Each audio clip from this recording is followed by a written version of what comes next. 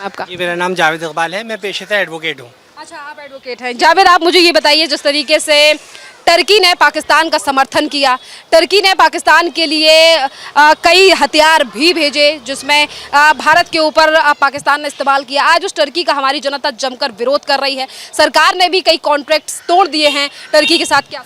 जी देखिए, मैं वैसे तो एडवोकेट हूँ, मगर जितनी भी यहाँ पे जनता है, क्योंकि मुस्लिम बहुल एरिया है, मैं इनके बिहाफ पे एक चीज़ अर्ज़ करना चाहूँगा आपके समक्ष कि हमारे जितने भी यहाँ के मतलब हिंदू हो या मुसलमानों को भी हो, जो हमारे संविधान की उद्देशिका है उसके अंदर सेकुलर लफ्ज़ है, तो हम सब लोग सेकुलर हैं।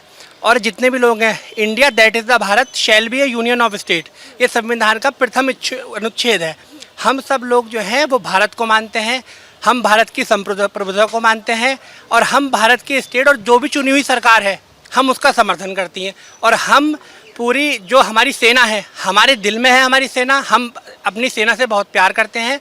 और जो भी हमारे भारत का दुश्मन है, क्योंकि ये चीज़ आईपीसी के अंदर भी है, जो नया हमारा एक्ट क्रिमिनल एक्ट आया है उसके अंदर भी ये चीज़ है कि अगर कोई भी, मैं एक जनरल बात कह रहा हूँ कि अगर कोई भी ये सोचे कि हम भारत से मैत्री रखने वाले देश के साथ हमें उसके साथ भी दुश्मनी नहीं करनी, और जो भारत का दुश्मन है वो हमारा दुश्मन है।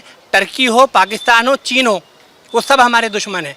और हम बिल्कुल तहे दिल से, क्योंकि हमारे धर्म ने भी ये चीज़ सिखाई है कि हमें अपनी माटी जिसमें हम पैदा हुए हैं उससे हमें प्यार करना है और उसी में मर के जाना है। और सबसे खूबसूरत चीज़ जो हमारे आपने मैं अपने धर्म की भी बात करूँगा, मुझे बहुत, मैं भारतीय हूँ और मैं मुसलमान हूँ, इसका भी मुझे फ़ख्र है, और मैं हिंदुस्तानी हूँ, इसका भी मुझे फ़ख्र है।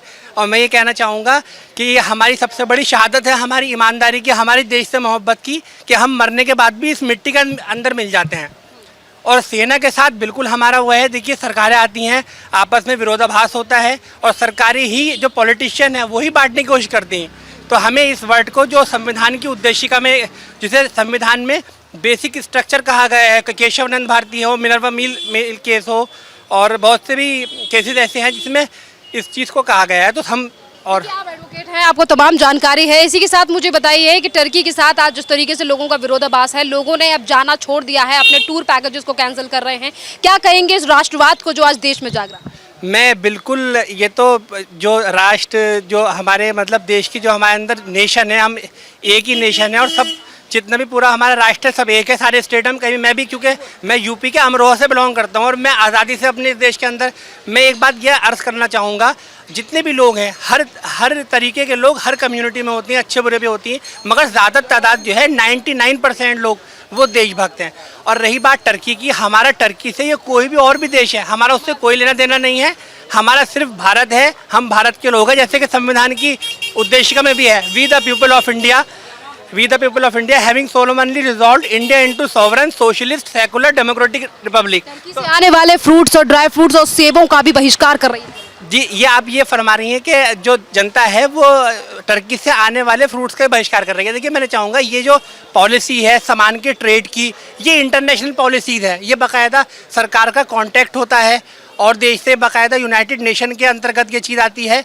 तो ये तो खैर सरकार का अगर खरीदना है ट्रेड को भी लेकर, तो भारतीय सरकार, जो भारत के द्वारा जो ट्रेड किया जाता है ना, सीआईए, उन्होंने भी कह दिया है कि हम टर्की के साथ जो है वो ट्रेड नहीं करेंगे। उन्होंने भी कल ये फैसला लिया काफ़ी चीज़ों को लेकर। सवाल ये है कि हम सेब किसी भी कंट्री से ले सकते हैं, देश में काफ़ी कंट्रीज हैं, तो हम ऐसे ही देश से क्यों लें जो कि हमसे पैसा कमा रहा है, और उस पैसे को कमाकर एक ऐसे देश को दे रहा है जो भारत में आतंकवाद भेज रहा है, भारत के खिलाफ हमले कर। ये सरकार से मेरा ये अनुरोध है, बहुत विनम्र निवेदन है, कि कोई भी ऐसा देश जो हमारे देश विरोधी हो, जिससे उस देश को फ़ायदा पहुंच रहा हो, जो हमारे खिलाफ देश के साथ जा रहा हो, तो उसके साथ सरकार से मेरा अनुरोध है विनम्र कि वो उसके साथ ट्रेड ना करे। और जाहिर सी बात है, जब ट्रेड सरकार नहीं करेगी मार्केट के अंदर, अब सेब के ऊपर तो ये चीज़ लिखी भी नहीं कि कौन से देश का है, तो इंसान वो खरीद ही लेता है।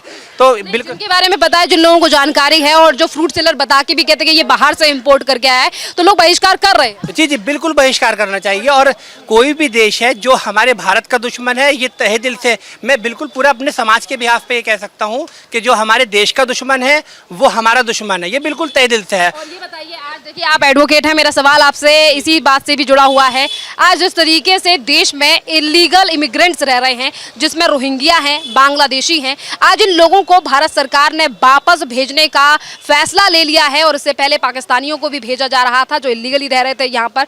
इस पर आप क्या कहें? देखिए, इस पे मेरा कहना ये है कि जो इलीगल इमिग्रेंट हैं, जो यहाँ पे रोहिंग्या हैं या किसी भी स्टेट के हैं, जो इस देश के स्टेट में हो या देश में हो, जो भी हमारे देश में है, अगर वो देश के नहीं तो जाहिर सी बात है। और इसके लेके मैं ये कहना चाहूँगा, ये मैटर सब जुडिस है और सुप्रीम कोर्ट से इससे रोहिंग्या से लेके और जितने भी मतलब जो भी ट्रेसपासर हैं और जो सुप्रीम कोर्ट पहले ही आदेश दे चुका है। हाँ, सुप्रीम कोर्ट ने अगर आदेश दिया है तो बिल्कुल सही दिया होगा। और जो मामला सब जुडिस है, जो सुप्रीम कोर्ट के न्याय क्षेत्र के अंतर्गत है, उस पर मैं कोई टिप्पणी करना उचित नहीं होगा। सुप्रीम कोर्ट ने पहले ही टिप्पणी करके कह दिया है कि ऐसे लोगों को वापस भेजा जाए, पर सवाल ये है कि ऐसे ही लोगों को बचाने के लिए आज फिर एक बार याचिका लगा दी जाती है कोर्ट में कि नहीं, इन लोगों को मत भेजिए। तो ऐसे लोगों पर आपका क्या स्टैंड है जो भारत में रहकर बाहर से आने वाले लोग जो अवैध तरीके से रह रहे हैं, उन्हें बचाने के लिए सुप्रीम कोर्ट में याचिका? मैम, मैं एक चीज़ ये कहना चाहूँगा, क्योंकि फिर एक बार बता दूं कि मैं विधि का छात्र भी हूं और मैं एडवोकेट हूं। तो एक न्यायालय का एक सिद्धांत है, कानून का एक सिद्धांत है, ऑडियो अल्टरम पार्टम, दोनों पक्षों को सुना जाना। अब जैसे बहुत सी चीज़ें हैं, मैं हर बात देश में जाके रखे ना अपनी बातें। जी बिल्कुल। वो अब देखिए, किसी भी मैटर में क्या उसकी विषय वस्तु है, उसके हम अंदर नहीं जा सकते। मेरा मतलब ये है कि हमारे देश के जो लोग नहीं हैं, इलीगल तरीके से यहाँ पर रह रहे हैं, सुप्रीम कोर्ट ने उन्हें वापस बाहर भेजने का, उन्हें अपने उनके देश वापस डिपोर्ट करने का फैसला ले दिया। तो फिर ये जो लोग उनके लिए, उनके वापस देश में रखने के लिए याचिका जो लगा रहे हैं, इनकी देशभक्ति पर सवाल उठता है कि नहीं? ये बिल्कुल जाहिर सी बात है। अगर जो हमारे देश के लोग हैं उन्हें यहाँ पे रहने का अधिकार है, जाहिर सी बात है आर्टिकल 21 के अंदर जो अधिकार दिए हैं उसमें सिटीजन भी है, नॉन सिटीजन भी है। अब ये अधिकार जो है वो स्टेट के पास है। स्टेट का मतलब है डेफिनेशन में स्टेट, मतलब स्टेट जब मैं वर्ड यूज़ कर रहा हूँ उसका मतलब संविधान के आर्टिकल 12 के अनुसार वो पूरा देश ही है, स्टेट की डेफिनेशन में आता है। ये स्टेट का अधिकार है। यदि किसी को आपत्ति है तो सुप्रीम कोर्ट खुला है, हाई कोर्ट के अंतर्गत आर्टिकल 32 में और सुप्रीम कोर्ट के अंतर्गत आर्टिकल 32 में और हाई कोर्ट के अंदर आर्टिकल 226 में। इमिग्रेंट्स को बचाने के लिए क्यों याचिका? भाई ये देखिए, मैं आपको नेशनल सिक्योरिटी के लिए खतरा है कि नहीं? ये लोग खतरा है। और जो भी इस टाइप के जो पॉलिटिकल लीडर्स हैं, देखिए ये जो इस टाइप की वो है, जो भी इस टाइप का वो है, ये सब सियासतदानों के द्वारा है। जितने भी पॉलिटिशियन हैं वो कहीं ना कहीं अपनी वोट बैंक की राजनीति करते हैं इस तरीके से बांटने के अनुसार। और कहीं ये जो हमारे देश में अवैध तरीके से रह रहे लोग हैं, अगर इन लोगों को बचाने की कोशिश की जा रही है सिर्फ और सिर्फ अपने वोट बैंक के चलते, तो ऐसी राजनीतिक पार्टियों पर आपका क्या टिप्पणी? नहीं, बिल्कुल वो भी राजनीतिक पार्टी, चाहे देखिए किसी भी क्षेत्र के कोई भी हो, वो किसी भी धर्म विशेष का हो। रोहिंग्या का तात्पर्य ये नहीं है कोई उसमें हिंदू है, वो एथिस्ट भी हो सकता है और हिंदू भी हो सकता है, मुस्लिम भी हो सकता है, कोई भी हो सकता है। ये बिल्कुल तय बात है कि अगर कोई भारत का में रहना वाला नहीं है, कोई यहाँ पे पैदा नहीं हुआ, उसे यहाँ से, जैसे बहुत से लोगों को सरकार यहाँ की नागरिकता दे देती है। जैसे मैं ये कहना चाहूँगा विनम्रता से कि यहाँ पे बहुत से ऐसे सिंगर हैं, आर्टिस्ट हैं और उन्हें सरकार अपने यहाँ पे नागरिकता देती है, तो ये भी उचित नहीं है। अगर कोई उससे है तो भाई वहाँ पे जाकर मैं इस बात की भी मजम्मत करता हूँ। ये सरकार का अपना पॉइंट। जो भी लोग हैं उन्हें सरकार को बस मैं यही अर्ज करना चाहूँगा और बस यही कहना चाहूँगा कि कभी भी आपसे मेरा निवेदन है, कभी भी कोई किसी भी रिलीजन से हो, उसकी देशभक्ति पे शक करना या उसको ये सोचना कि इसे प्रेम नहीं है, ये हकीकत है। हम इसी माटी को चूमते हैं, हम इसी में सजदा करते हैं और इसी में हम मिट के हम इसके अंदर जाते हैं। तो ये सबसे बड़ा हमारा सबूत है, सबसे बड़ा एविडेंस है, सबसे बड़ा कंक्लूजन है कि देशभक्ति पे किसी की शक नहीं किया सकता। बहुत बहुत धन्यवाद आपका। क्या नाम है सर आपका? मेरा नाम इजहार है जी। जी इजहार जी, ये बताइए जिस तरीके से आज हमारे देश से जो अवैध बांग्लादेशी हैं, रोहिंग्या हैं, उनको वापस भेजा जा रहा है, क्या कहेंगे? तो ठीक है, भेजा जा रहा है यहाँ से। जब वो बाहर के हैं उनको भेजना चाहिए यहाँ से। क्यों रहने चाहिए वो यहाँ जब हमारे देश के नहीं है?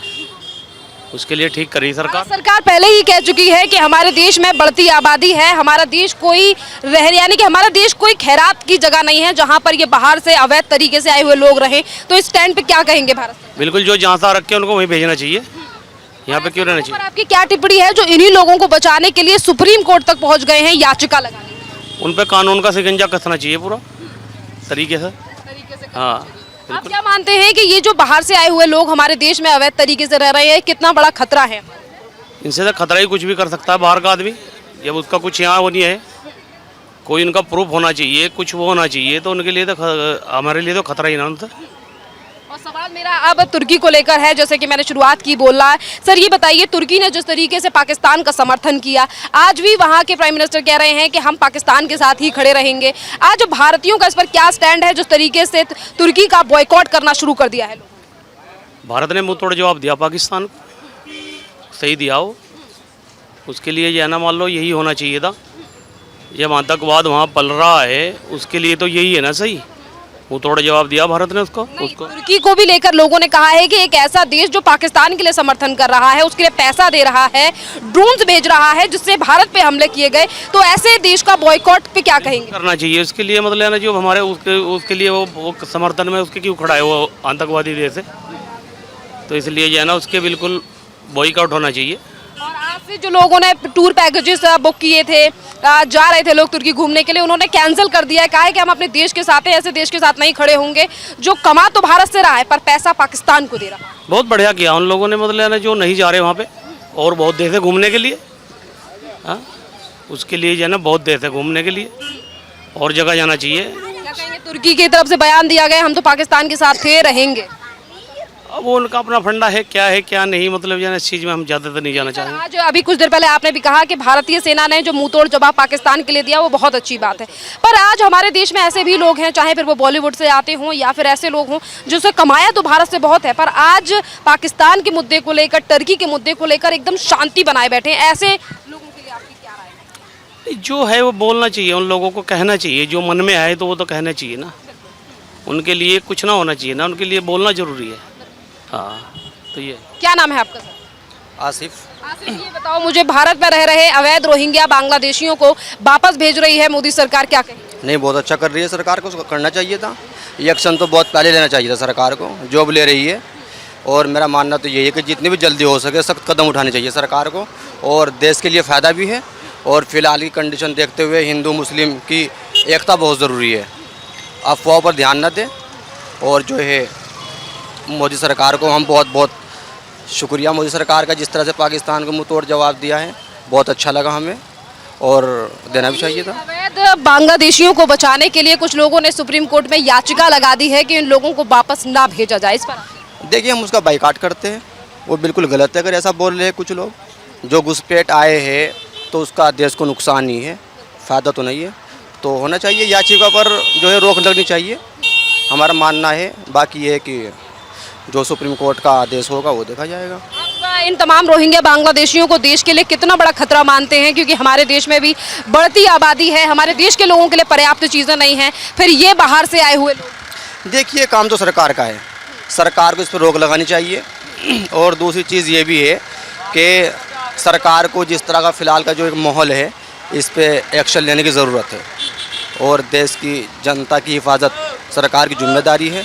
और हम ये उम्मीद करते हैं कि मोदी सरकार जो है एक्शन लेगी, अच्छा लेगी, और जनता को। भारतीय प्रधानमंत्री मोदी ने कहा कि अगर पाकिस्तान की तरफ से गोली चलेगी तो यहाँ से गोला चलाया जाएगा। नहीं, देखिए, जो अगर पाकिस्तान की तरफ से कार्रवाई होगी तो हमारे जो सोफिया कुरैशी जी ने जो जवाब दिया है बहुत अच्छा दिया है। आगे भी अगर ऐसी गलती करी तो आगे भी जवाब मिलेगा उनको, आगे भी जवाब दिया जाएगा। आज ही कहा गया है कि पीओके को लेकर भी जल्द ही भारत सरकार कोई और हमारी सेना एक बड़ी कार्रवाई कर सकते हैं, इस पर आप क्या कहेंगे? कौन कह रहे हैं?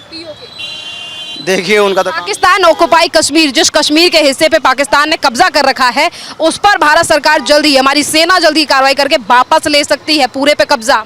देखिए, हमारी जो सेना है उसके लिए हमें बहुत उसको गर्व है कि वो करेगी, और उसको करना भी चाहिए। हम जो है उस पर गर्व करते हैं अपनी सेना पर।